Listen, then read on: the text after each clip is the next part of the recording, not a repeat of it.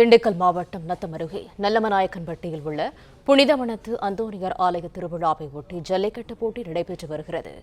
கூடுதல் தகவல்களை தருகிறார் செய்தியாளர் மணிமாறன். வணக்கம், விவரங்கள் என்ன?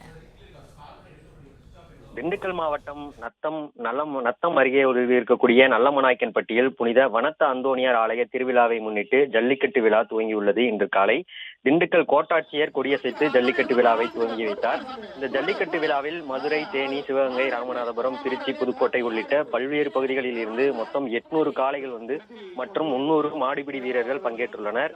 ஜல்லிக்கட்டு போட்டியில் பங்கேற்கும் அனைத்து காளைகள் மற்றும் மாடுபிடி வீரர்களுக்கு மருத்துவ பரிசோதனை மேற்கொள்ளப்பட்ட பின்னரே போட்டியில் பங்கேற்க அனுமதிக்கப்பட்டு வருகிறது.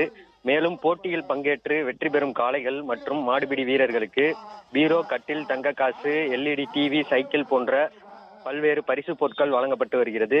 மேலும் ஒவ்வொரு சுற்றுக்கும் 20 மாடுபிடி வீரர்கள் களம் இறக்கப்பட்டு வருகின்றனர்.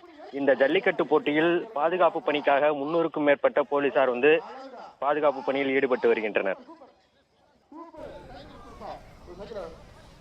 தகவல்களுக்கு நன்றி மணிமாறன்.